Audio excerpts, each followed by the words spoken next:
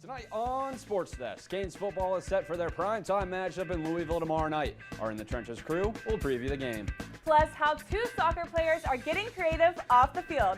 I'll have the details coming up. And later on, a full circle story for one former basketball player. Our reporter Blake Atwell on her journey from the court to the sidelines. All that and more, SportsCess starts right now.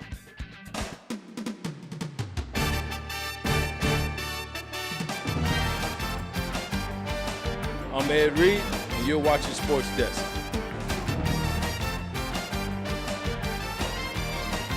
Hi, I'm Jim Kelly, former guy. You're watching SportsDesk. What's up? I'm DJ Williams. Y'all watching SportsDesk.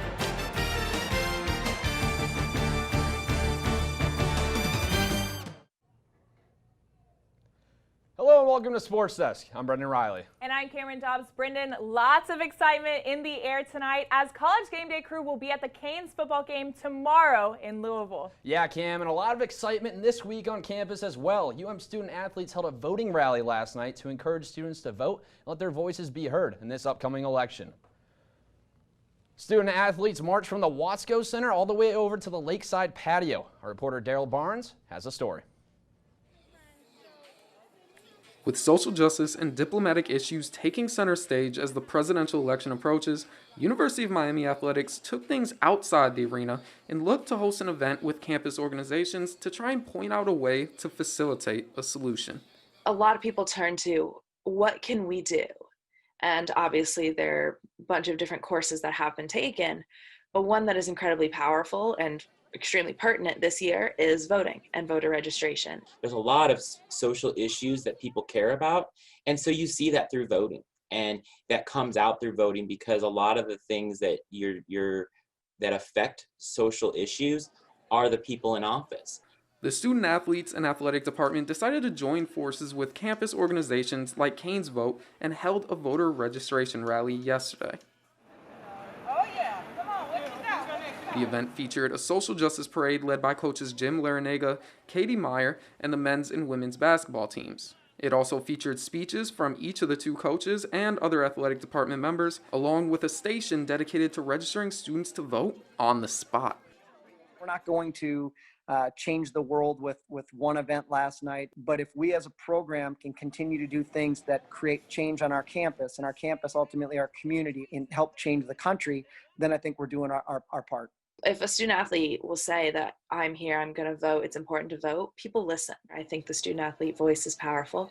I think we have an outsized influence in our community, and I think that some student athletes don't know how much power they can have. Coach Katie Meyer told those in attendance that while one rally may not make a difference, one vote could swing an election. If you want more information on voting or the event, visit miami.edu/vote, or you can stop by the Butler Center with any voting-related questions. Reporting for UMTV, I'm Daryl Barnes. After a huge win last week, the Hurricanes are ready to storm the Louisville Cardinals in a primetime matchup on Saturday. With both opponents ranked in the AP Top 25, this ACC battle could shift momentum for the Canes. Reporter Maxwell Trink shows how UM is preparing for this in-conference rivalry. 40, the 30, he's going to go all the way to the end zone for a touchdown. Last year. So this year, those guys have been great ever since I got here since spring ball. And you can see last week, rushed the ball for over 300 yards. So that's a big improvement already. Well, first game, jitters all the way. There's a whole lot, I left on the field that day. And I'm not just going to sit here and down myself. But, I can improve in just about every aspect of the game. I think, was watching last game, like I said, we have to improve in the passing game a lot. We got to start making plays. Me giving the receivers a chance downfield to make plays. And just being calm in the pocket. Yeah, Louisville first and foremost is a stretch team. That's kind of their bread and butter. That's what they like to run. So, like I said, first and foremost, we're going to have to stop that run because there is no defending the pass. They just can run the ball up our gut. So we'll have our hands full, obviously, up front. I think they're really good, and I think their backs, once again, can run. When you talk about team speed, when you talk about their quarterback, their two backs, and their receivers, I think they have really, really good team speed on the offensive side of the ball. So it's going to present a different challenge. They've been saying all offseason that they were a lot better on defense, and all you have to do is just pop on the tape of their game last week, and you see it. Louisville's a great team. If you watch them play last week, their first game, you can see they have a lot of great players. So it's me coming here. That's the reason I came here to play big games like this Saturday night college football. Canes are heading up to Louisville to face off against the 18th-ranked Cardinals, and new reports have come out saying one player is left behind due to COVID-related issues. Our In the Trenches crew is here to preview the Canes' top 25 matchup. Guys? Hello, everyone, and welcome back to In the Trenches. I'm Cal McDonald here with Josh White. Now, Josh, what were you most impressed about last Thursday when the Canes played UAB? Well, Caroline, we got our first look at that new Miami offense under Rhett Lashley, and we saw Miami put an emphasis on the ground attack, and it paid off for the Hurricanes. 337 yards on the ground. That three-headed monster for Miami of Cam Harris, Jalen Knighton, Don Chaney. It's the second most rushing yards they've had versus an FBS opponent since they joined the ACC in 2004. But then you got to add another element to that rushing attack for the Hurricanes this year. It's De'Ara King, the quarterback. He also can run the football extremely effectively. An FBS record, 16 straight games with a rushing touchdown and a passing touchdown. So I think the Hurricanes are going to try and pound the rushing game moving forward, but if they can add a little in the air, I think it'll go a long way. So now what exactly are those key moments and vital players that are making this new offense so dominant? Well, it started from the jump last week, and let's look at a play early in the first quarter. 4th and 1, Miami in their own territory, still haven't put any points on the board. People might be wondering what's going on with the Canes. So Manny Diaz and Rhett Lashley, they play a little risk here. Look, you got 4th and 1, and let's roll it. You got De'Ara King here, Cam Harris to his right. They're going to take the snap on a read option. King freezes for a moment to read the D end right here. He gives it to Cam Harris. As he reads the D end, he freezes, and watch this. He picks King. He guesses wrong.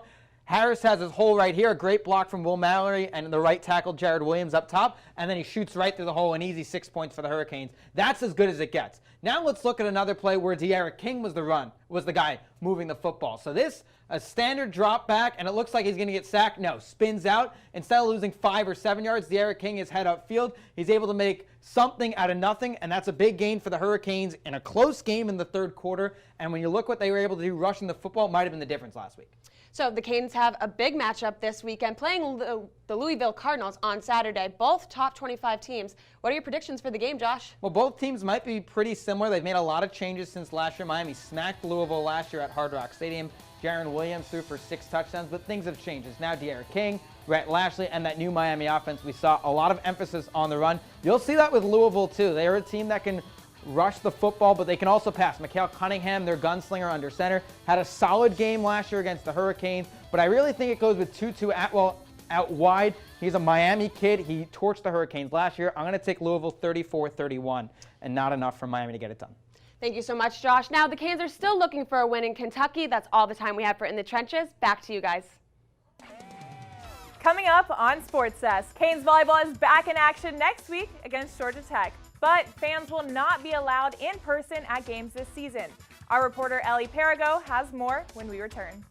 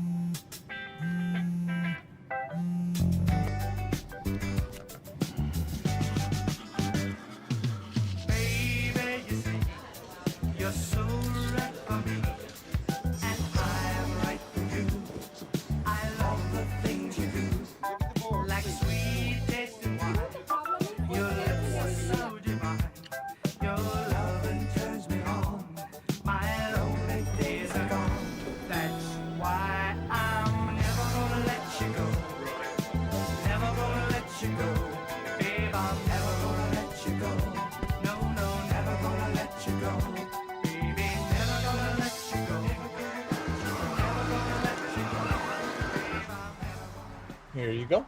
Thank you. Thank you.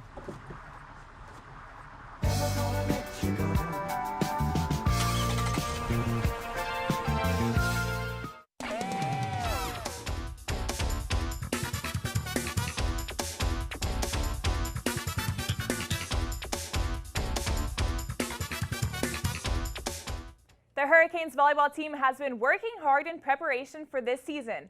one they weren't sure they would have when over a month of matches were canceled due to COVID-19.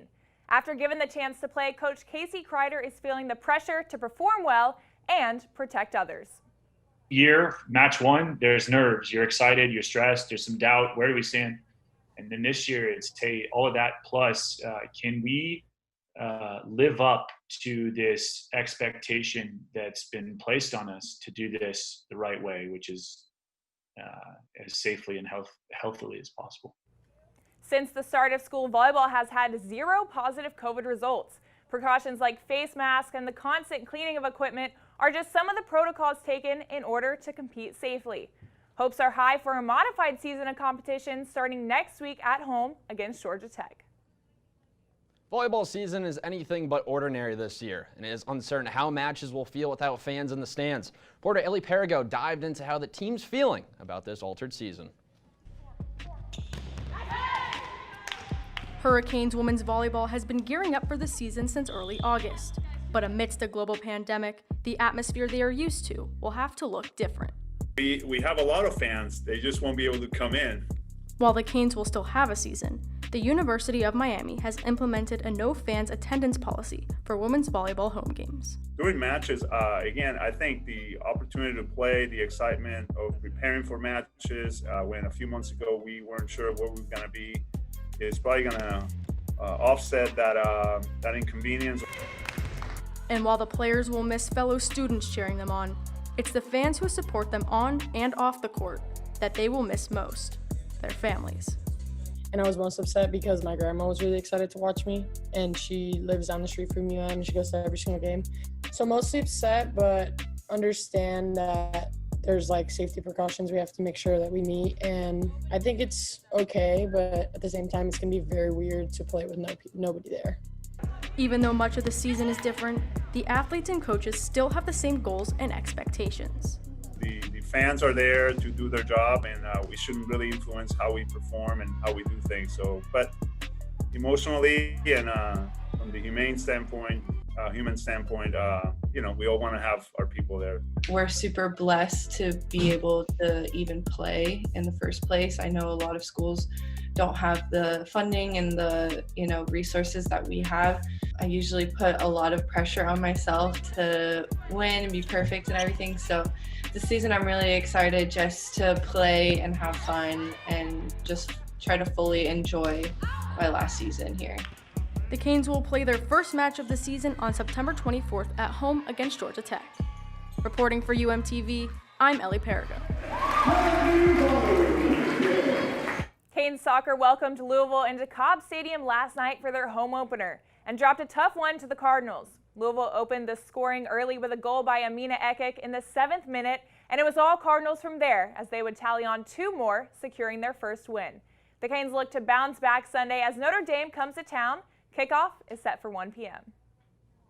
COVID-19 has affected play in professional sports, including the 2020 Tokyo Olympic Games. Reporter Maxwell Trink spoke with Canes soccer freshman Julia Edwards to talk about the Olympics delay and the U.S. women's national team on this week's Athlete of the Week. Hello and welcome into this week's Athlete of the Week COVID-19 edition. I'm your host, Maxwell Trink, being joined by UM Soccer's Julia Edwards. Julia, thank you for joining us today. Thank you for having me. Yeah, no problem. I want to talk to you a little bit about the craziness that's happened in the world, of course, with COVID-19. The Olympics were supposed to be coming up. I understand that you are into some U.S. women's soccer and whatnot. How is that for you, getting to not see that this year? But there is some hope for it coming up in next year in 2021. Yeah, I mean, I think it's definitely a disappointment not being able to see like some of the greatest women's players in the world perform on pretty much the biggest stage in the world. But just hopefully looking forward to seeing them play in the future. And obviously right now they have the NWSL is back on and they're competing. So just being able to watch players there has been really big. Who would you say is somebody that you modeled yourself after on that U.S. women's national team? I would say probably Julie Ertz. She sometimes plays my position, more of a holding mid. And just defensively, she's almost impossible to get by. She wins every ball. And then offensively, she really sets the pace of the game and is really in control all the time. So just modeling my play after her has been huge. Well, Julia, thank you so much for joining me this week. I really appreciate it. That's it for Athlete of the Week. I'm going to send it back into the studio. During quarantine, everyone showed off unseen skills, including 2 Miami soccer players. I sat down with Morgan Asmussen and Morgan Ledenko to talk about how they showed they are more than just athletes. Meet University of Miami student athletes Morgan Asmussen and Morgan Ledenko. They share a name and a love for fashion. While in quarantine during the pandemic, the 2 soccer players proved they aren't just talented athletes, they're also gifted clothing designers. Like we had like a little small tie-dye kit because we just wanted to make a set for ourselves. And then we each made like a pair of pants. And then a couple of friends were like, oh, where'd you get that? I was like, oh, we made it. And then we were just kind of messing around when we started it. I was like, well, let's just try. And so began the clothing line of tie-dye sweat sets and loungewear that the Morgans named Semi-Spoiled, so their customers can spoil themselves with cute clothes at a very affordable price, just $50 a set, over 50% cheaper than most companies. There was like a time where we had to make, I think it was like 120 pants of just pink. They were running it out of their apartment. So if we went over to their apartment, we'd literally just see like bags of orders and the different clothes and like the tie-dye buckets. So it was honestly just really cool to like be able to see like the ins and outs of even like running a small business like that. Though the company was a small business, the girls made a large profit. So we made, I think each of us made somewhere between $6,000 and $7,000 each. Despite their success, the Morgans had to give up Semi-Spoiled once soccer season started at the University of Miami. We're currently on pause right now because we're in season, but we hope to like open up again soon. And the Morgans are already planning their next product launch. Now with COVID, like we could do masks matching with the whole outfit, because I know that people like to match everything now. Mask and more will be back, just as soon as soccer season is over. The Canes will finish their season on November 1st, so I'll be sure to mark my calendar to be ready for the relaunch of Semi-Spoiled. Up next, one UM athlete has been selected as one of the top honorees for the 2020 Woman of the Year Award. Find out who after the break. But first, it's time for some trivia. Hurricanes soccer lost its home opener last night 3-0 to Louisville. When was the last time the Canes won their first game against an ACC opponent? Is it A, 2011, B, 2014, C, 2016, or D, 2019? The answer when we return.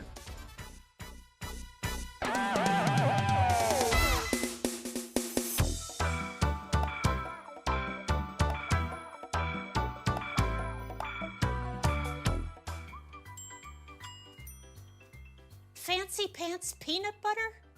A big screen television? You haven't even bought a sofa yet. A motorcycle? When your father finds out, he's gonna flip his shoes with 2 buckles? What do you even need 2 buckles for? Mr. Big Shot, buying whiskey shots for everybody in the bar. From the looks of it, I'd say nobody even remembers. Feed the pig. So guys, thoughts on the Miami Heat versus the Boston Celtics game last night, game 2? Let's go Heat. Are you kidding me? 305, baby. Brendan? No comment. Oh, you ready? Monroe. Here we go, the butterfly.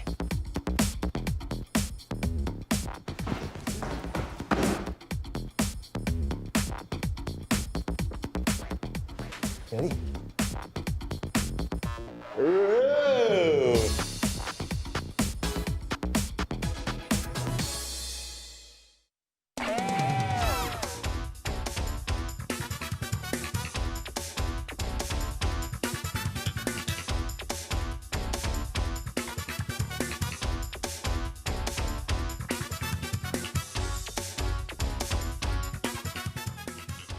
Welcome back. If you guess A, you are right. On September 15th, 2011, the Canes defeated the Clemson Tigers 3-2. Since 2011, Canes soccer have gone 0-9 in ACC openers.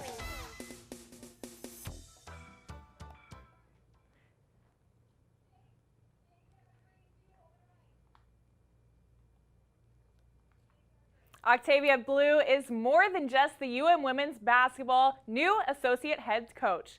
She's also a Canes Hall of Famer.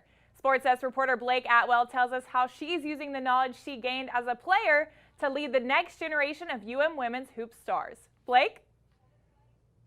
While other girls played jump rope, Octavia Blue picked up a basketball and started to shoot. Her childhood PE coach saw something special, and the rest, well, that's UM history.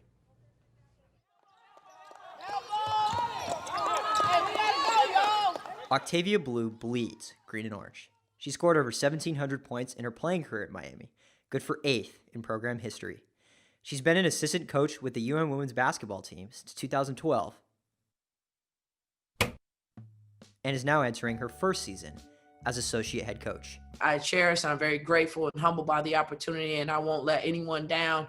I think it's something that I strive to get throughout my time here, and I'm very grateful for it. But Blue never thought she'd be walking the sidelines. I think I was more of a player who led by example, more so than a vocal leader. So as I started to wrap up my playing career, I was thinking about what was my next career, what was my move going to be. After playing 9 seasons in the pros, a former coach recruited Blue to join her at Division III St. Thomas University.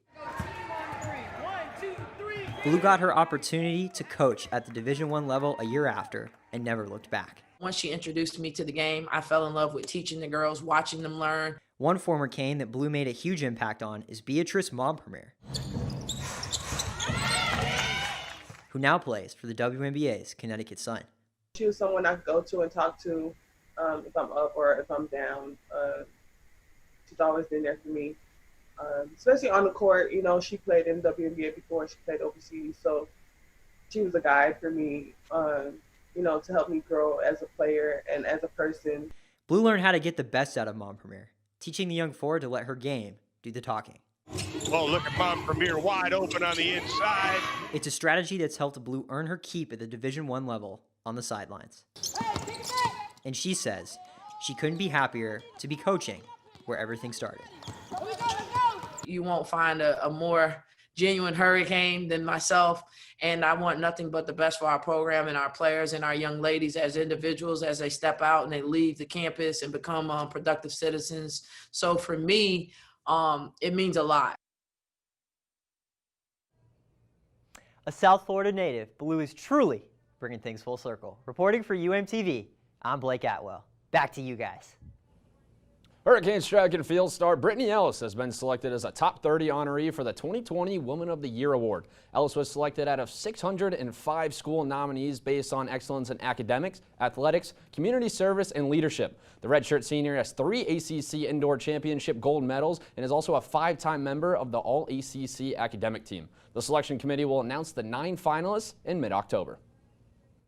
It's been an exciting week on social media for Canes athletics with new signings, some national recognition for one Canes football player, and a former basketball player catching touchdowns in the NFL.